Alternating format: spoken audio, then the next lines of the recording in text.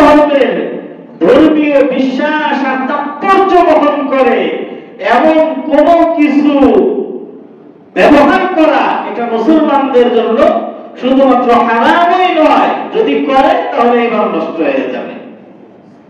যেমন যেমন যেমন গলায় অথবা বুকে, অফিসে অথবা বাসায় কুরুশ পরিধান করে অনেকে। গলার মধ্যে রশি দিয়ে কুরুশ ঝুলায় দেয়, বুকের মধ্যে কুরুশ ঝুলায় দেয়, ঘরের মধ্যে কুরুশের প্রতীক রাখে, অফিসের মধ্যে টেবিলের উপরে পতাকার মতো করে কুরুশ রাখা হয়। কথা বলেন ঠিক না ঠিক? কোন মুসলমান শখ করে অথবা যে কোনো পরিস্থিতিতে গলায় অথবা বুকে, অফিসে অথবা বাসায় কোথাও এই কুরুশ রাখতে পারবে না। যদি রাখে তাহলে শুধু হারামই হবে না, তার ঈমান নষ্ট হয়ে যাবে। কারণ কুরুশ এটা খ্রিস্টান ধর্মের, খ্রিস্ট ধর্মের একটা ধর্মীয় বিশ্বাসের প্রতীক। ঈমান নষ্ট হওয়ার 14তম কারণ হচ্ছে বিজাতি অনুকরণ, অনুসরণ ও সাদৃশ্যতা অবলম্বন। বিজাতীয় অনুকরণ, অনুসরণ ও সাদৃশ্যতা অবলম্বনের দ্বারা ঈমান নষ্ট হয়ে যায়। বাকি এই বিজাতির অনুকরণ, অনুসরণ ও সাদৃশ্যতা অবলম্বন এর কতগুলো স্তর হতে পারে।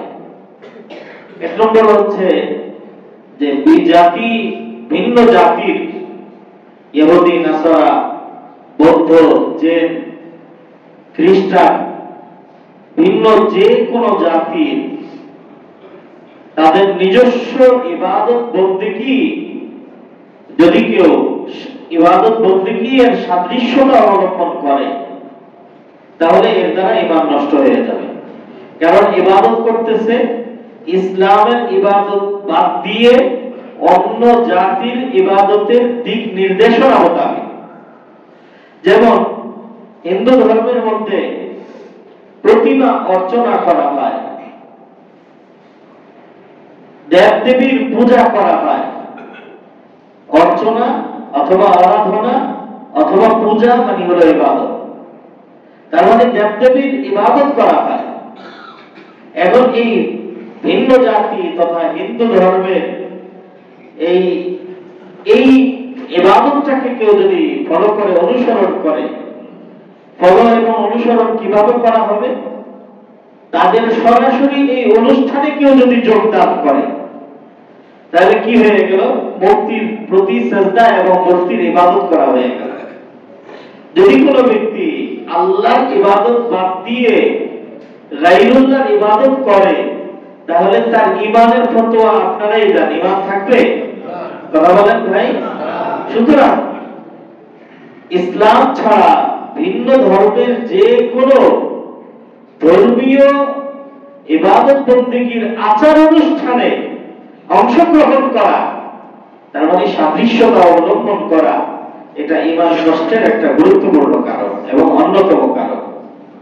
কোরআনের মধ্যে আল্লাহ তাআলা বলেন, ওয়া আন্নাল মাসাজিদা লিল্লাহি ফালা তাদউ মা'আল্লাহি আহাদা। ওয়া আন্নাল মাসাজিদা লিল্লাহ, সাজদা একমাত্র হবে কার জন্য? আল্লাহ। জোরে বলেন কার জন্য?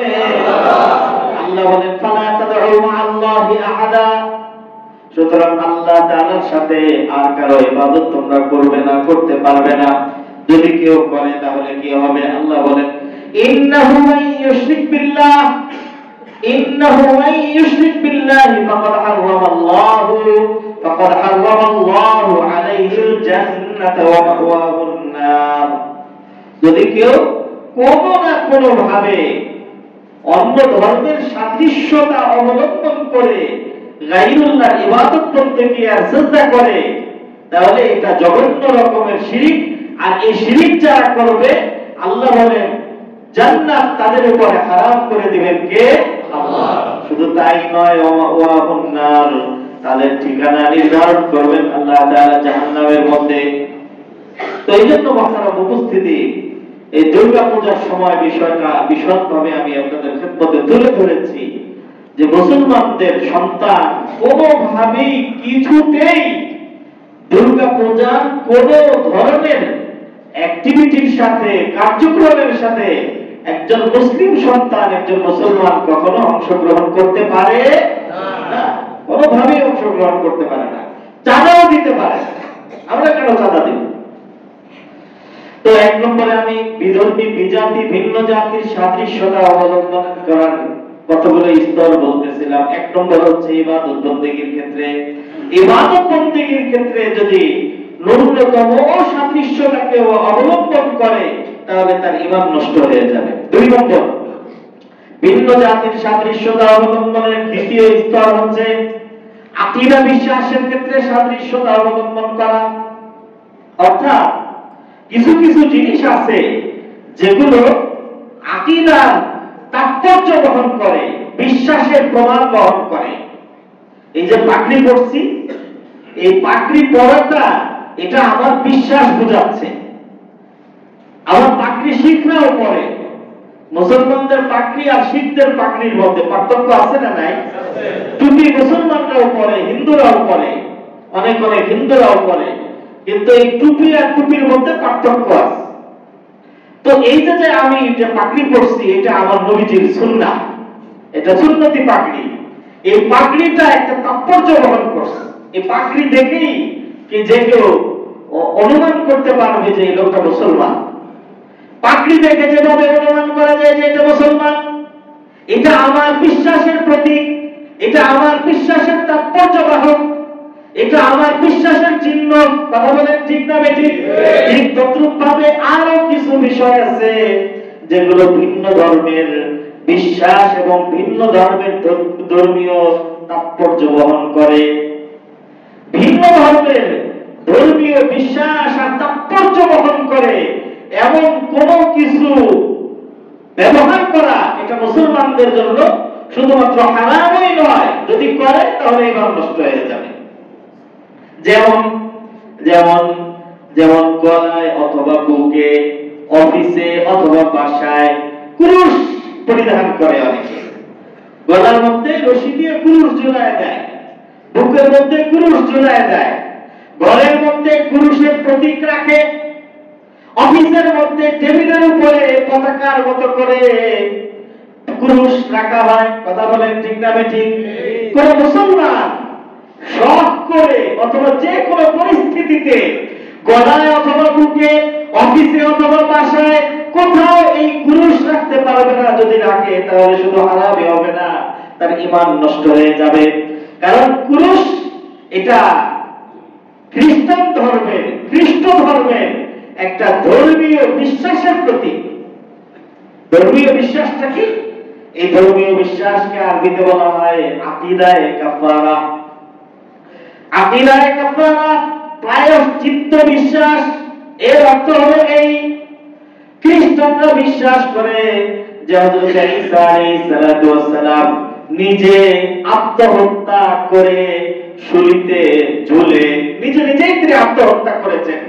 তিনি নিজে আত্মহত্যা করে শুলিতে ঝুলে তিনি একেবারে কিয়ামত পর্যন্ত আগত সমস্ত খ্রিস্টান বিশ্ববাসীর সমস্ত পাপ এবং সমস্ত অন্যায় অপকর্মের প্রায়শ্চিত্ত করে গেছেন। এখন পরবর্তীতে যত খ্রিস্টান যারাই আসবে না কেন, তারা যা কিছু করবে না কেন, এটার আর কোনো প্রায়শ্চিত্ত দিতে হবে না, এটার কোনো শাস্তি তাদেরকে ভোগ করতে হবে না। শাস্তি যা ভোগ করার হযরত ঈসা আলাইহিস সালাম আত্মহত্যা করে এটার প্রায়শ্চিত্ত করে গেছেন। নাউযুবিল্লাহ মিন যালিক। আত্মহত্যা করা ইসলামের মধ্যে জায়েজ না নাজায়েজ? হালাল না হারাম? শুধু পাপ না মহাপাপ? সবাই জানে। তাহলে এই যে এই কথাই এতটুকু চিন্তা করলেই তো হয় যে হযরত ঈসা আলাইহিস সালাম আত্মহত্যা করে প্রায়শ্চিত্ত করেছেন। আরে আত্মহত্যা, একজন নবী আত্মহত্যা কিভাবে করবেন? একজন নবী কখনো আত্মহত্যা করতে পারেন না। হযরত ঈসা আলাইহিস সালামকে তিনি আত্মহত্যা করেননি এবং কেউ তাকে হত্যাও করতে পারেনি, কেউ তাকে কতলও করতে পারেনি। খ্রিস্টানরা মনে করে যে তিনি আত্মহত্যা করেছেন, আর ইহুদিরা মনে করে যে ইহুদিরা তাকে হত্যা করেছে। কোরআনে কারীমের মধ্যে আল্লাহ তাআলা সূরা মায়েদার মধ্যে বলেছেন, ওমা কাতালুহু ওমা সালাবুহু ওয়ালাকিন শুবিহা লাহুম, তাকে তারা হত্যাও করতে পারে নাই এবং তাকে তারা শরীরেও চড়াতে পারে নাই এবং তিনি আত্মহত্যাও করেন নাই। ওয়ালাকিন শুবিহা লাহুম, বরং তাদের চোখে একটা গোলক ধাঁধা সৃষ্টি হয়ে গেছে। এর অর্থ হলো এই, হযরত ঈসা আলাইহিস সালাতু ওয়াস সালাম যখন খ্রিস্ট ধর্মের প্রচার করেছেন, তখন সবচেয়ে তার বিরোধিতা করেছে বর্তমান বিশ্বের সবচেয়ে বড় সন্ত্রাসী যারা, এরাই ওই সময়ের সবচেয়ে বড় সন্ত্রাসী ছিল। পৃথিবীর সবচেয়ে বড় সন্ত্রাস জাতির নাম হচ্ছে ইহুদি। সবচেয়ে বড় সন্ত্রাস, যেখানেই দেখবেন মানবতা ভুলুণ্ঠিত, যেখানেই দেখবেন মানবাধিকার লঙ্ঘিত, ওটার পিছনে হাত আর কারো না থাকলে ইহুদিদের। ফিলিস্তিনের এই যে মানবাধিকার লঙ্ঘন হচ্ছে, শিশু, নারী ইত্যাদির এর উপরে যেভাবে নির্মম নির্যাতন চালাচ্ছে, কারা? কথা বলেন কারা? ইহুদিরা। আর মানবাধিকারের সংরক্ষণের মানে ঝান্ডাবাহীরা এগুলো দেখে ওকে গ্রুপ কেটে বেঁধে বসে আছে। যেরকম আমি বলতেছিলাম যে হযরত ঈসা আলাইহিস সালামের এই ধর্ম প্রচারের মিশনের বিরুদ্ধে সবচেয়ে বেশি এখানে বাধার সৃষ্টি করেছিল এই ইহুদিরা। তো এটা একটা পর্যায়ে গিয়ে ওই সময়ে সমসাময়িক শাসকের কাছে, শুধু তাই না, হযরত ঈসা আলাইহিস সালামকে তারা বলতো জারজ সন্তান। নাউযুবিল্লাহ। আল্লাহ তাআলা যেহেতু তাকে এক বিশেষ কুদরতি মাধ্যমে পৃথিবীতে সৃষ্টি করেছেন, শুধুমাত্র মাতৃ গর্ভাশয়ে এবং পিতৃ সাহায্য ছাড়া, এই কুদরতকে তারা বানিয়ে ফেলেছে যে তিনি জারজ সন্তান। নাউযুবিল্লাহ। তো তারা ওই সময়ে সমসাময়িক শাসকের কাছে গিয়ে বলছে যে সে যে বিধর্ম প্রচার করা আরম্ভ করেছে, এর দ্বারা পৃথিবীর একত্ববাদ নষ্ট হয়ে যাবে। এরপরে শাসক যেভাবে বলছে ওইভাবেই ওই সময়ে রাষ্ট্রপ্রধান ওনার বিরুদ্ধে গ্রেফতারি পরোয়ানা জারি করছেন, লোক পাঠিয়ে দিয়েছে যে যাও ধরে নিয়ে আস।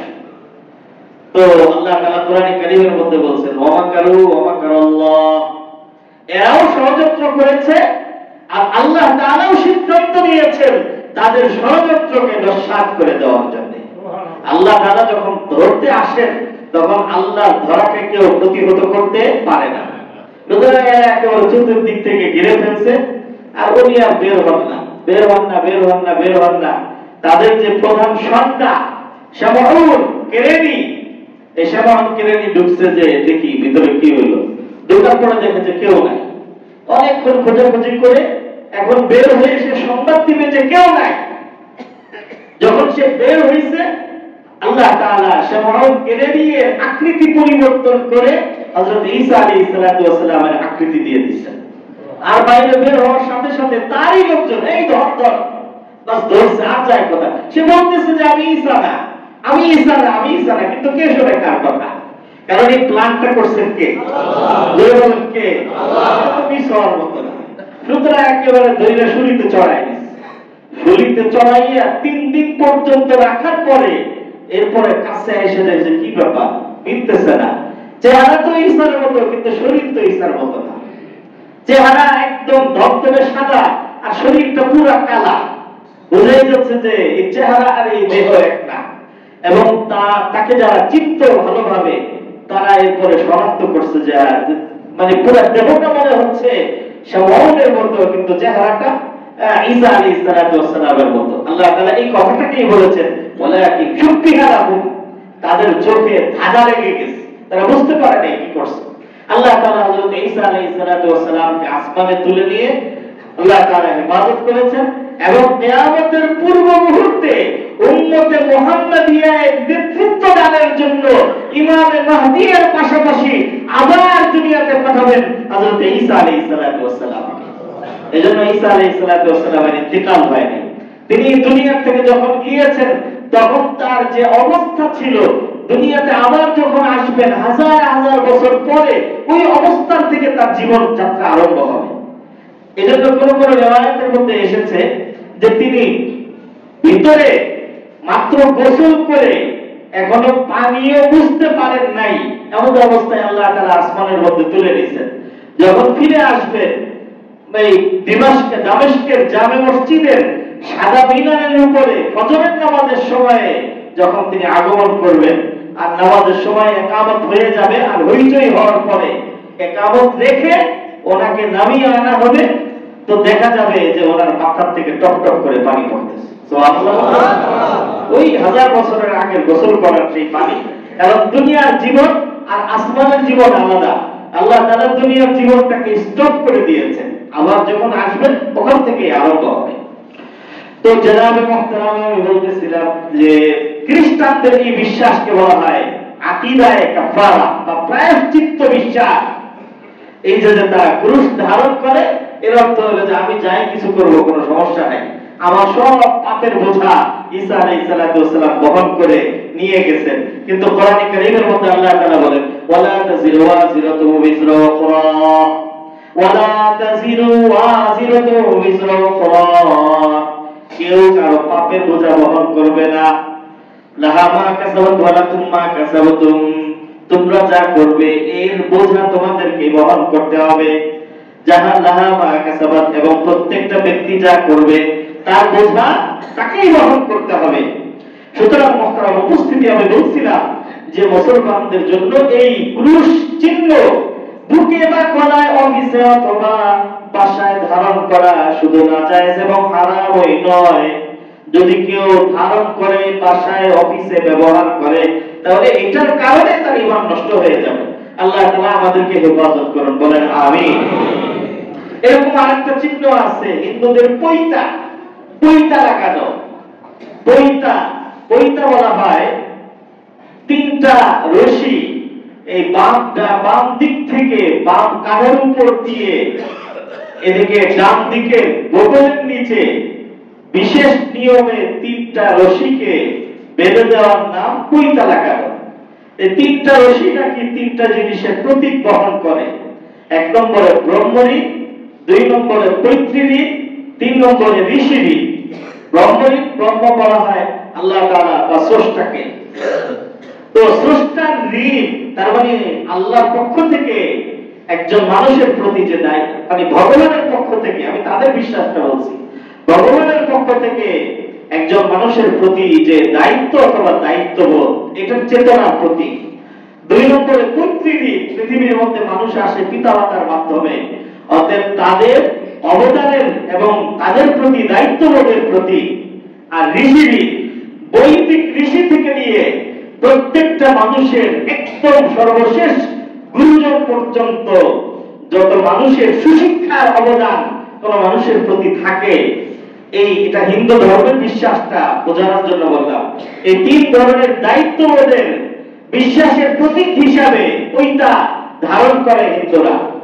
এবং 8 বছর বয়স থেকে 12 বছরের মধ্যে, আর কোন ব্যাখ্যা মতে 14 বছর থেকে 20 বছরের মধ্যে। তো এটা নিছক, এটার কিছু নিয়ম কারণ আছে, এটার আরো কিছু বিশ্বাস এবং তাৎপর্য আছে। এটা একদম নিছক হিন্দুদের একটা ধর্মীয় এবং বিশ্বাস নির্ভর একটা কাজ। সুতরাং কোন মুসলমান শখ করেও এই বইটা ধারণ করতে পারে না, যদি করে তাহলে ঈমান নষ্ট হয়ে যাবে। বলছিলাম আমি যে অনুকরণ এবং সাদৃশ্যতা অবলম্বনের কয়েকটা স্তর। 1 নম্বরে ইবাদতের ক্ষেত্রে যদি কেউ করে তাহলে ঈমান নষ্ট হবে। 2 নম্বরে বিশ্বাসের ক্ষেত্রে এটার দ্বারাও ঈমান নষ্ট হয়ে যাবে। 3 নম্বর সংস্কৃতির ক্ষেত্রে, প্রত্যেকটা ধর্মের আলাদা আলাদা কিছু সংস্কৃতি আছে, এটা ধর্মের একটা অংশ, যদিও মূল না, কিন্তু এটা একটা, প্রত্যেকটা ধর্মের আলাদা আলাদা কিছু সংস্কৃতি থাকে। ঠিক তদ্রুপ ভাবে ইসলামের পাশাপাশি অন্যান্য ধর্মেরও আলাদা আলাদা কিছু সংস্কৃতি আছে। যে সকল সংস্কৃতি একেবারে নিতান্ত ভিন্ন কোন ধর্মের সাথে সম্পর্কযুক্ত, এমন কোন সংস্কৃতিতে অংশগ্রহণ করা মুসলমানদের জন্য এটা যদিও ঈমান নষ্টের কারণ নয়, কিন্তু জঘন্যতম হারাম।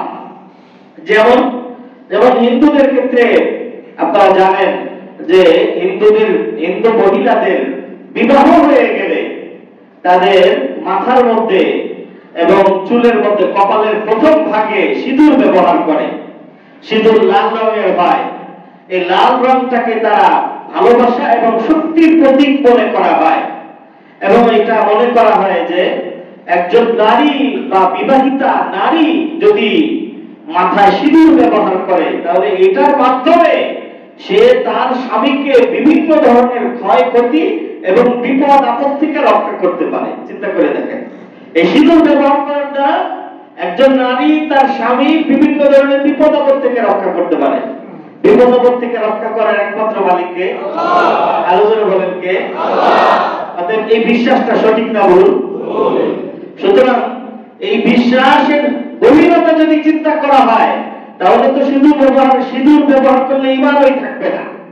কিন্তু কিতাবের মধ্যে এটাকে কমপক্ষে জঘন্য রকমের হারাম বলা হয়েছে। ঠিক তদ্রুপ ভাবে হিন্দুদের এখানে মানে টিপ, কপালে টিপ ব্যবহার করার নিয়ম আছে।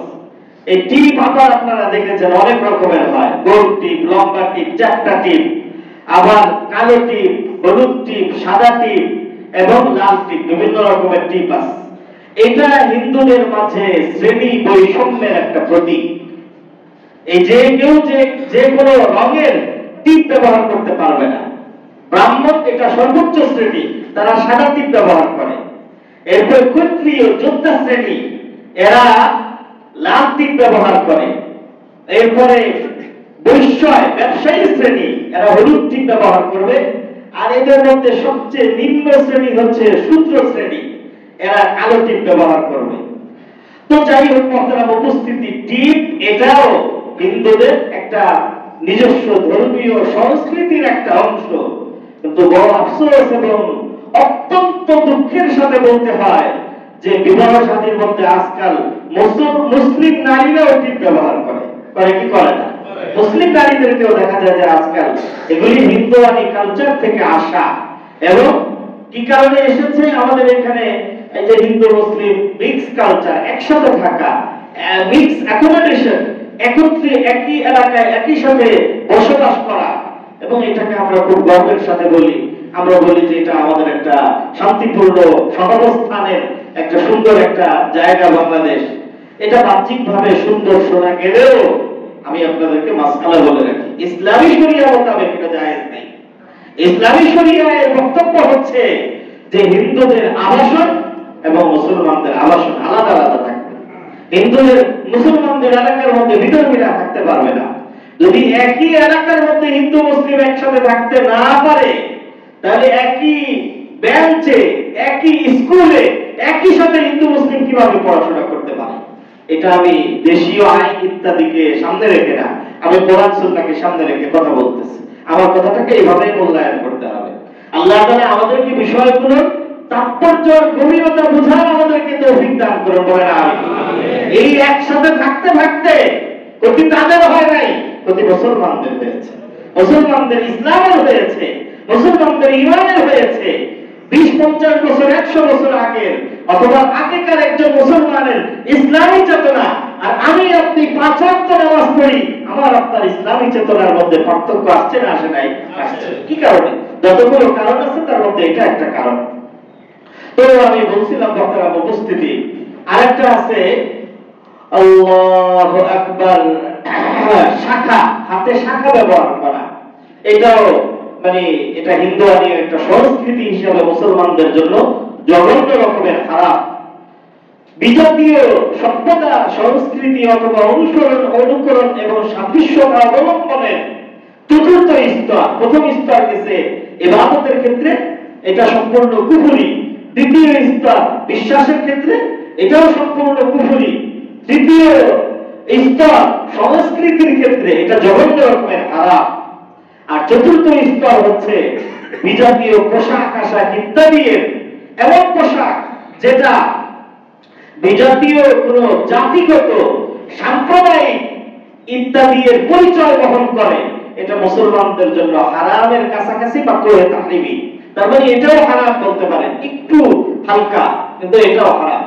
যেমন ধুতি ব্যবহার করা, এটা হিন্দুদের একটা নিজস্ব পোশাক, এটা মুসলমানদের জন্য জায়েজ নেই, মাকরুহে তাহরিমি, তার মানে একেবারে হারামের কাছাকাছি।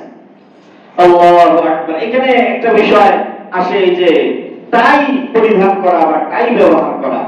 তো টাইয়ের ব্যাপারে দীর্ঘকাল পর্যন্ত উলামায়ে কেরাম এবং মুফতিদের বক্তব্য ছিল যে এটা পুরুষের চিহ্ন ধারক হিসাবে এটাও নাজায়েজ এবং এটা কুফরির পর্যায়ে পড়বে, যেহেতু এটা পুরুষের চিহ্ন থেকে টাইটাকে বানানো হয়েছে। এটা দীর্ঘকাল পর্যন্ত উলামায়ে কেরামের বক্তব্য ছিল, এক শ্রেণীর উলামায়ে কেরামের বক্তব্য।